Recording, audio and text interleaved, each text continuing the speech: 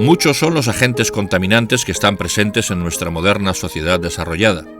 Agentes contaminantes producidos por una gran diversidad de elementos que conviven con nosotros. Entre estos agentes contaminantes se encuentra el ruido, que es enemigo del confort acústico. El ruido no se ve, pero sí se nota, y sus efectos son múltiples y variados. Pero, ¿qué es el ruido? De las muchas definiciones que se pueden dar, la más elemental puede ser aquella que se refiere a todo sonido no deseado.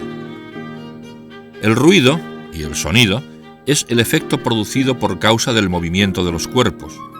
Esto supone que siempre que algo se mueve, potencialmente puede producir sonido o ruido. La diferencia entre sonido y ruido está en el carácter subjetivo que produce en las personas.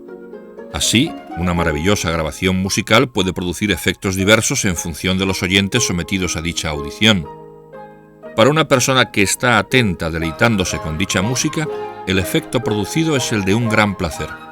A esto lo llamamos sonido.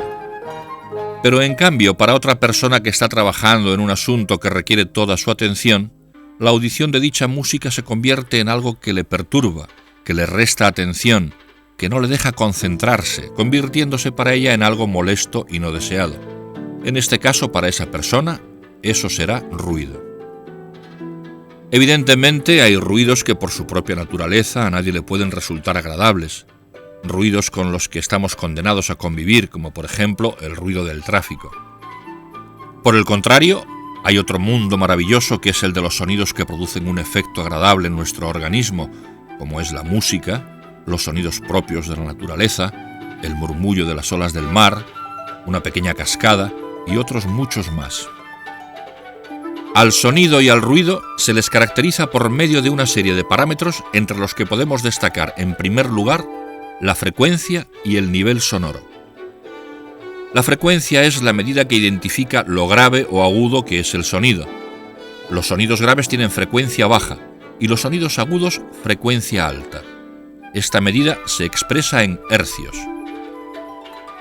El oído humano es capaz de oír sonidos que estén comprendidos entre los 20 y 20.000 hercios. Algunos ejemplos. La frecuencia de la señal del teléfono para marcar es de 440 hercios. La frecuencia del sonido de un violín está comprendida entre los 200 y 2100 hercios. La voz humana entre 300 y 1000 hercios. El diapasón normalizado, 440 hercios. El nivel sonoro identifica lo fuerte o débil que es el sonido o el ruido que percibimos. Esta medida se expresa en decibelios. Nuestro oído está capacitado para recibir sonidos que van desde los 0 a los 120 decibelios. Por encima de 120 decibelios, el sonido percibido es doloroso y gravemente dañino para el oído. Algunos ejemplos de niveles sonoros. Un avión de reacción a 25 metros tiene un nivel sonoro de 130 decibelios. Un coche a 7 metros, 50 decibelios. Una calle concurrida, 60 decibelios. La música al nivel normal de audición, 40 decibelios. La exposición continuada a sonidos de más de 75 decibelios somete a nuestros oídos a lo que se conoce como fatiga auditiva, con un riesgo serio de sordera progresiva. Cuando el estímulo sonoro sobrepasa determinados límites, se producen efectos perjudiciales para la salud, tanto instantáneos como a más largo plazo. A niveles medios e incluso bajos, el ruido produce malestar y dificulta o impide la atención, la comunicación, la concentración, el descanso y el sueño. La repetición de estas situaciones puede ocasionar estados crónicos de nerviosismo y estrés, lo que, a su vez, lleva a trastornos psicofísicos y enfermedades cardiovasculares, entre otras.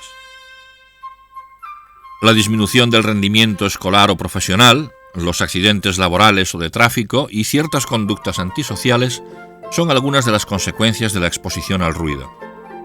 El ruido influye negativamente sobre el sueño a partir de los 30 decibelios, dificultando o imposibilitando el dormir, causando interrupciones del sueño o disminuyendo la calidad del mismo.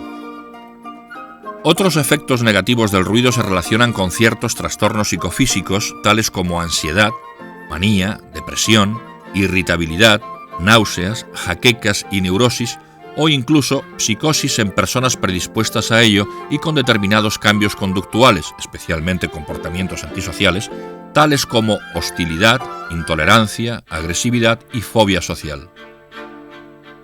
¿Y qué podemos hacer cada uno de nosotros para luchar contra el ruido y conseguir un ambiente acústico confortable? Fundamentalmente dos cosas. Primera, protegernos contra el ruido y, segunda, evitar conductas generadoras de ruido. Respecto a la primera, debemos actuar con unas pautas de conducta críticas ante la exposición a niveles de ruido perjudiciales, tales como oír música a niveles excesivos. Si utilizamos cascos, controlar el volumen de los mismos para no causar daños, en ocasiones irreversibles, a nuestros oídos. No frecuentar discotecas en las que el nivel sonoro de la música es excesivamente alto, o en su caso, no permanecer demasiado tiempo en esos locales. Huir de locales de ocio y esparcimiento en los que el nivel sonoro ambiental impide el mantener una conversación de modo normal. Criticar y denunciar situaciones acústicas no recomendables en las que se cometen agresiones contra las más elementales normas de un ambiente acústico confortable. Promover en nuestro círculo familiar y social una concienciación ciudadana crítica ante la contaminación acústica y el problema del ruido. Respecto a la necesidad de evitar conductas generadoras de ruido, es mucho lo que podemos hacer cada uno de nosotros, ya que una gran parte de las molestias producidas por el ruido son fruto de un comportamiento ciudadano poco correcto.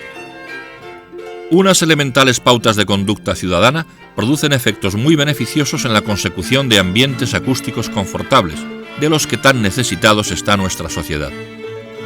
Hablar en un tono de voz moderado. No es necesario chillar, gritar ni vociferar para comunicarse con los demás.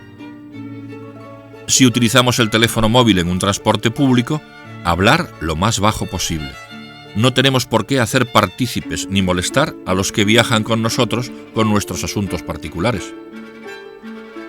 No organizar tertulias ni reuniones en la calle, sobre todo en horas nocturnas. En los locales de ocio, restaurantes, cafeterías y similares, hablar con una voz moderada. Solo los que están con nosotros deben ser partícipes de nuestra conversación y no todas las personas del local. Cuando por la noche caminemos en grupo por la calle, extremar el hablar en voz baja. Nuestra conversación, a un nivel alto, puede impedir el reposo y la tranquilidad de las personas que están durmiendo. Un comportamiento similar debemos tener cuando llegamos a casa, evitando que nuestro paso por el portal, escaleras y descansillos sea causa de interrupción del reposo y descanso de nuestros vecinos. Por la noche, extremar el cuidado de nuestro comportamiento doméstico, evitando andar con zapatos cuyas pisadas puedan producir una molestia para el vecino del piso inferior. A esto hay que añadir la necesidad de extremar el uso de fuentes productoras de ruido, tales como la descarga de la cisterna del váter, el abrir demasiado los grifos, ducharse, utilizar lavadora, lavaplatos, secadoras o batidoras, electrodomésticos productores de ruido en menor o mayor grado.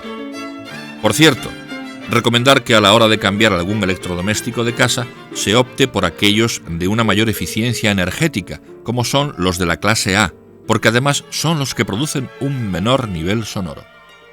A todas horas del día, utilizar con un volumen adecuado los aparatos de sonido, televisión y reproductores de música. Pensemos que nuestros vecinos no tienen por qué ser partícipes de lo que para nosotros es un placer y que para ellos puede ser una molestia. No arrastrar sillas, mesas u otro mobiliario que pueda producir molestia a las personas que están próximas a nosotros e incluso a los de los pisos colindantes. Si organizamos una fiesta en casa con amigos, tener la precaución de que nuestra fiesta no se convierta en un suplicio para los demás.